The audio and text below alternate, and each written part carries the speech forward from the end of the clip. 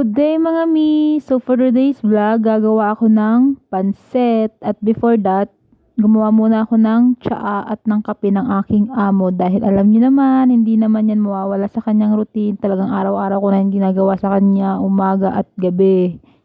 At ngayon nga, may darating akong bisita ang aking kapatid. Magluluto kami ng pansit. Yun ang plano, kaso na-late na nga sila nang dating. Mga alas 10 na ng gabi sila nakarating. Kaya sinimulan ko na siyang gawin.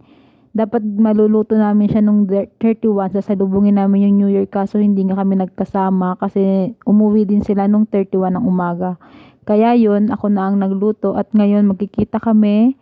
So, ngayon na namin i-celebrate ang New Year namin together sa Saudi Arabia. Iyo! Ayan na nga, sinimulan ko na maghiwa ng sibuyas at bawang. Sunod ko na dyan yung carrots at ng beans at repolyo. Medyo mahirap din mag-edit ha. Ang tagal din pala ng kinokonsume niya na oras sa pag-edit. Ay, nako. Buhay vlogger. Vlogger na yan.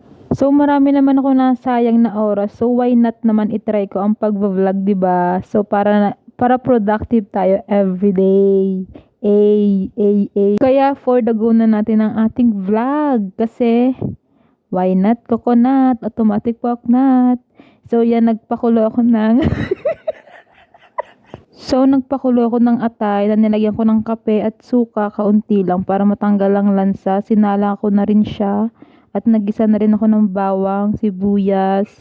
At minekos-mekos na nga natin siya guys. Ayan. At isusunod ko na nga igisa ang atay at ang hipon na kinuha ko sa aking alaga. Thankful nga naman talaga ako sa aking amo kahit na anong pagkain na nasa ref, pwede ko siyang lutuin. At sakto-sakto namili rin ng aking baba ng mga gulay kaya nagkaroon ng panggisaang aking pansit at nagpabili rin ako ng atay sa kanya at meron ding hipong binili yung aking alaga. Kaya ayan ang sahog ng ating pansit, o diba? May hipon ang pansit. San ka pa? Ayan, nagisa na nga tayo ng carrots, beans at repolyo at maya-maya magmekos-mekos na tayo ng mga panglasa niya. Hindi ko na siya nilagyan ng asin kasi maalat na ang toyo.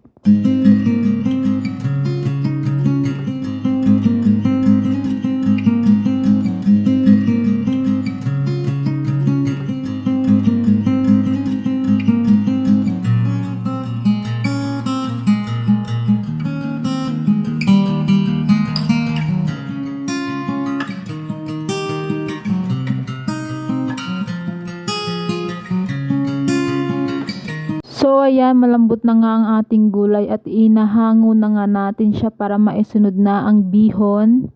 At nang lumambot na rin siya, binilihan siya ng aking kapatid na sana ay pang ano namin sa New Year, kaso hindi naman kami nagkasama kasi umalis din sila ng umaga. Kaya ngayon dumating sila, kaya ngayon ko siya niluto para makatikim din siya at makakain namin dalawa. At maya-maya kakainin namin yan with rice kasi may natira pa nung kagabi. Yun lang guys. Thank you sa panonood. Thank you. Shukran. Bye.